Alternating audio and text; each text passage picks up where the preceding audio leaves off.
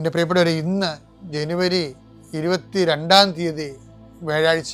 അമ്മേ പരിശുദ്ധ അമ്മേ, അമ്മേ പരിശുദ്ധ ദൈവമാതാവേ, കൃപാസനത്തിലൂടെ ഞങ്ങൾക്കും ഞങ്ങളുടെ ദേശത്തിനും അമ്മ മധ്യസ്ഥം തേടി തന്ന എല്ലാ അനുഗ്രഹങ്ങൾക്കും കൃപകൾക്കും ഞങ്ങളിപ്പോൾ ഹൃദയം നിറഞ്ഞ നന്ദി പറയുന്നു.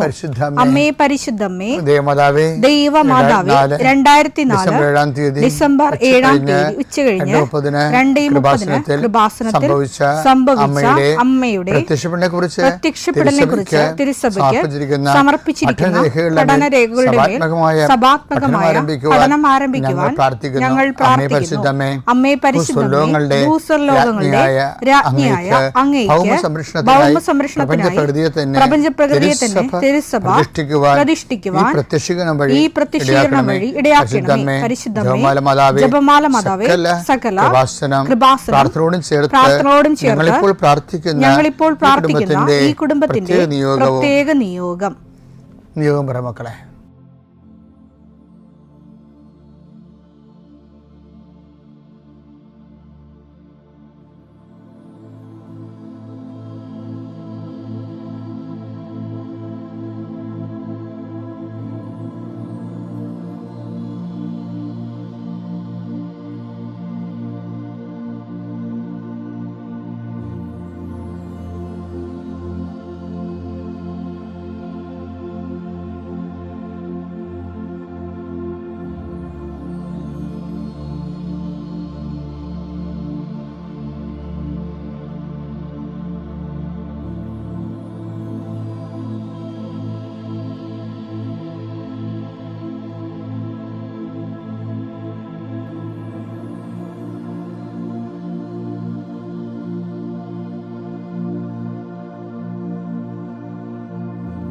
അമ്മയുടെ പ്രത്യക്ഷീകരണത്തിന്റെ ഈ അനുഗ്രഹവേളയിൽ ഞങ്ങൾക്ക് സാധിച്ചു തരുവാൻ കനിയണമേ. ആമേൻ. വിശ്വാസ പ്രമാണം. സർവശക്തനായ പിതാവും ആകാശത്തിന്റെയും ഭൂമിയുടെയും സൃഷ്ടാവുമായ ദൈവത്തിൽ ഞാൻ വിശ്വസിക്കുന്നു. അവിടുത്തെ ഏകപുത്രനും ഞങ്ങളുടെ കർത്താവുമായ ഈശോമിശിഹായിലും ഞാൻ വിശ്വസിക്കുന്നു. ഈ പുത്രൻ പരിശുദ്ധാത്മാവിനാൽ ഗർഭസ്ഥനായി കന്യകാമറിയത്തിൽ നിന്ന് പിറന്ന് പൊന്തിയോസ് പീലാത്തോസിന്റെ കാലത്ത് പീഡകൾ സഹിച്ച് കുരിശിൽ തറയ്ക്കപ്പെട്ട് മരിച്ച് അടക്കപ്പെട്ട് പാതാളങ്ങളിൽ ഇറങ്ങി മരിച്ചവരുടെ ഇടയിൽ നിന്ന് 3-ാം നാൾ ഉയർത്ത് സ്വർഗത്തിലേക്ക് എഴുന്നള്ളി സർവശക്തിയുള്ള പിതാവായ ദൈവത്തിന്റെ വലതുഭാഗത്തിരിക്കുന്നു. അവിടെ നിന്ന് ജീവിക്കുന്നവരെയും മരിച്ചവരെയും വിധിക്കുവാൻ വരുമെന്നും ഞാൻ വിശ്വസിക്കുന്നു. പരിശുദ്ധാത്മാവിലും ഞാൻ വിശ്വസിക്കുന്നു. വിശുദ്ധ കത്തോലിക്കാ സഭയിലും പുണ്യവാന്മാരുടെ ഐക്യത്തിലും പാപങ്ങളുടെ മോചനത്തിലും ശരീരത്തിന്റെ ഉയർപ്പിലും നിത്യമായ ജീവിതത്തിലും ഞാൻ വിശ്വസിക്കുന്നു. ആമേൻ. സ്വർഗ്ഗസ്ഥനായ ഞങ്ങളുടെ പിതാവേ, അങ്ങയുടെ നാമം പൂജിതമാകണമേ. അങ്ങയുടെ രാജ്യം വരണമേ. അങ്ങയുടെ തിരുമനസ് സ്വർഗത്തിലെ പോലെ ഭൂമിയിലും ആകണമേ. അന്നു വേണ്ടുന്ന ആഹാരം ഇന്ന് ഞങ്ങൾക്ക് തരണമേ. ഞങ്ങളോട് തെറ്റ് ചെയ്യുന്നവരോട് ഞങ്ങൾ ക്ഷമിക്കുന്നത് പോലെ ഞങ്ങളുടെ തെറ്റുകൾ ഞങ്ങളോടും ക്ഷമിക്കണമേ. ഞങ്ങളെ പ്രലോഭനത്തിൽ ഉൾപ്പെടുത്തരുതേ, തിന്മയിൽ ഞങ്ങൾ രക്ഷിക്കണമേ. ആമേൻ. നന്മ നിറഞ്ഞ മറിയമേ, സ്വസ്തി. കർത്താവ് അങ്ങയുടെ കൂടെ സ്ത്രീകളിൽ അങ്ങ് അനുഗ്രഹിക്കപ്പെട്ടവളാകുന്നു. അങ്ങയുടെ ഉദരത്തിൻ ഫലമായി ഈശോ അനുഗ്രഹിക്കപ്പെട്ടവനാകുന്നു. പരിശുദ്ധ മറിയമേ, തമ്പുരാന്റെ അമ്മേ, പാപികളായ ഞങ്ങൾക്ക് വേണ്ടി ഇപ്പോഴും ഞങ്ങളുടെ മരണസമയത്തും തമ്പുരാനോട് അപേക്ഷിക്കണമേ. ആമേൻ. കർത്താവേ, നിന്റെ ഉന്നതമായ നാമത്തിന് സ്തോത്രം ചെയ്യുന്നു. 40 വർഷം ഞാൻ അർപ്പിച്ച കൃപാനയുടെ യോഗ്യതയാൽ കൃപാസ്ഥാനത്താറ് ജീവനോടെ പ്രത്യക്ഷപ്പെട്ട പരിശുദ്ധ അമ്മയുടെ മാധ്യസ്ഥതയിൽ ഞാൻ അങ്ങയുടെ മക്കൾക്ക് വേണ്ടി പ്രാർത്ഥിക്കുന്ന കർത്താവേ, ഈ പ്രാർത്ഥനയിൽ ഇന്ന് ആശ്രയിച്ച് ജീവിക്കുന്ന എല്ലാ മക്കളെയും നീ ആശീർവദിക്കണമെന്ന് പ്രാർത്ഥിക്കുന്നു. കർത്താവേ, നിന്റെ ഉന്നതമായ നാമത്തിന് സ്തോത്രം ചെയ്യുന്നു.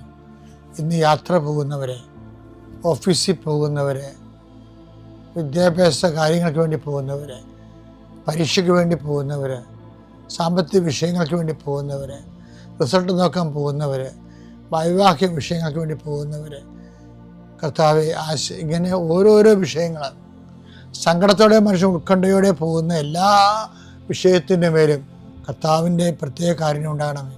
കർത്താവെ, പകുതിയല്ലേ ഉള്ളൂ, മൊത്തമില്ലല്ലോ, അല്പമല്ലേ ഉള്ളൂ, ഇതുകൊണ്ട് എന്താകാനാണ് എന്ന് അപ്പോസ്തലന്മാരെ പോലെ, ഇതുകൊണ്ട് എന്താകാനാണെന്ന് അപ്പോസ്തലന്മാർ പണ്ട് ഒരു ബാലൻ്റെ കൈവശമുള്ള അപ്പത്തെക്കുറിച്ച് പരിവേദനം ചെയ്തു. ഇതുകൊണ്ട് എന്താകാനാണ്.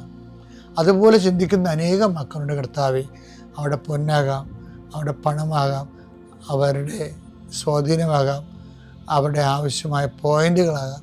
ഇതുകൊണ്ട് എന്താകാനാണ് എന്നൊരു മനസ്സിൽ പറയുന്നുണ്ടാകാം. അങ്ങനെ പറയുന്ന എല്ലാവരെയും അതിൻ്റെ കൂടെ കർത്താവിൻ്റെ ചൈതന്യം കൂടി കൂട്ടിക്കൊണ്ട് അതിനെ അതിജീവിക്കാനുള്ള കൃപ അവർക്ക് നൽകണം പ്രാർത്ഥിക്കുന്നു. കർത്താവെ, നിൻ്റെ മുന്നിൽ എല്ലാ ഡോക്യുമെൻസിനെയും ആശീർവദിച്ച് പ്രാർത്ഥിക്കുന്നു. കിട്ടാത്ത ഡോക്യുമെൻറ്റ്സ്, കർത്താവ് ഇല്ലാത്ത ഡോക്യുമെൻറ്റ്സ്, കർത്താവെ അത് ഉള്ളതുപോലെ അത് പരിഹരിക്കപ്പെടാൻ പുതിയ വഴികൾ ഞങ്ങളുടെ മക്കൾക്ക് അങ്ങനെ കാണിച്ചു കൊടുക്കണമെന്ന് പ്രാർത്ഥിക്കുന്നു. പരീക്ഷ എഴുതുന്നവരെ, റിസർച്ച് ചെയ്യുന്നവരെ, കർത്താവെ, തൊഴിലാളികൾ, മത്സ്യത്തൊഴിലാളികൾ, അവരുടെ കടങ്ങൾ, അവരുടെ ജീവിത ആവശ്യങ്ങൾ, അവരുടെ തൊഴിൽ സംഘർഷങ്ങൾ, അതുപോലെ തന്നെ കർഷകർ, ആ കർഷകരുമായി ബന്ധപ്പെട്ട് വരുന്ന എല്ലാ വേദനകളും പരിശുദ്ധമ്മ ദേവമാതാവിൻ്റെ മധ്യസ്ഥ ഏൽപ്പിക്കുന്നു. ഭവനരഹിതരെ അവരെ ആശീർവദിക്കാൻ പ്രാർത്ഥിക്കുന്നു. കർത്താവെ, മക്കൾ ഇല്ലാത്തവരെ അവരെ ആശീർവദിക്കാൻ പ്രാർത്ഥിക്കുന്നു.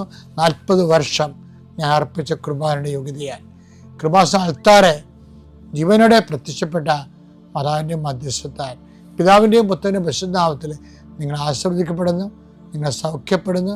തിരികെ വരണ സമയം കർത്താവ് നിങ്ങൾ അനുഗ്രഹിക്കട്ടെ. റോമ 8:31.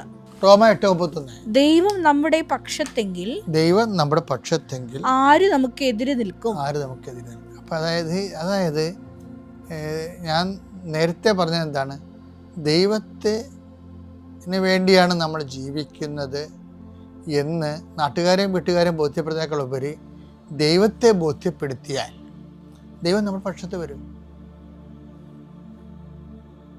അതുപോലെ തന്നെയാണ് ദൈവം നമ്മുടെ പക്ഷത്ത് വന്നാൽ നമ്മൾക്ക് ഈ പ്രയാസമാകുമെന്ന് പറഞ്ഞ വിഷയങ്ങളെല്ലാം ഈസിയാകും. അപ്പം അതുകൊണ്ട് തന്നെ ആധ്യാത്മിക ജീവിതം ഈസിയാണെന്നുള്ള വിഷയത്തിലാണ് ഈശോ അവസാനം ഊന്നൽ കൊടുക്കുന്നത്. എന്താണ്? എൻ്റെ നുകം മധുരമാണെന്ന് പറയണില്ലേ?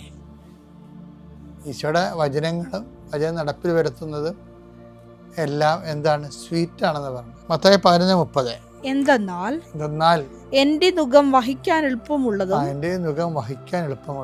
ചുമട് ഭാരം കുറഞ്ഞതുമാണ്. ലൈറ്റ് വെയിറ്റ് ആണെന്ന്.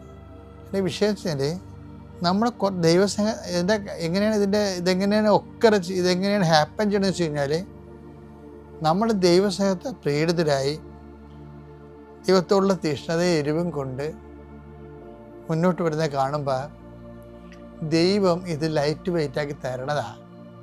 അത് വഹിക്കാൻ എളുപ്പമുള്ളതാണെന്ന് പറഞ്ഞതിൻ്റെ കാരണം ദൈവം ഇത് ലൈറ്റ് വെയിറ്റായിട്ട് തരും. കാര്യം ലൈറ്റ് വെയിറ്റ് നമ്മൾ ചെയ്യേണ്ട കാര്യങ്ങൾ പലതും നമ്മൾക്ക് വേണ്ടി ദൈവം ചെയ്തു തരും. അങ്ങനെ ഒരു റിലേഷനാണ് ഈ ഉടമ്പടി എന്ന് പറയുന്നത്. ഉടമ്പടി അതിൻ്റെ സത്യസന്ധമായ ജീവിതമാണെങ്കിൽ ജീവിതം ലൈറ്റ് വെയിറ്റ് ആവും. അത് നിങ്ങൾ സാക്ഷ്യങ്ങൾ മാത്രം കേട്ടാൽ മതി. 10,000-ഓളം സാക്ഷ്യങ്ങൾ ഇപ്പോൾ കിടപ്പില്ലേ? നമ്മൾ അപ്പ് ചെയ്താൽ മാത്രം ഓരോ മനുഷ്യൻ്റെ ജീവിതം എന്ത് ലൈറ്റ് വെയിറ്റ് ആയിട്ടാണ് അത് പോകണമെന്ന് നോക്കില്ലേ? അപ്പം അതാണ് എപ്പോഴും വചനം അധിഷ്ഠിതമായി ജീവിക്കാൻ വേണ്ടി നമ്മുടെ ഭാഗത്തു നിന്ന് ഒരു ശ്രമം ഉണ്ടാകണതും അത് ദൈവത്തിന് ബോധ്യപ്പെടുത്തി കൊടുക്കുന്നത് നല്ലതാണ്. Praise the Lord.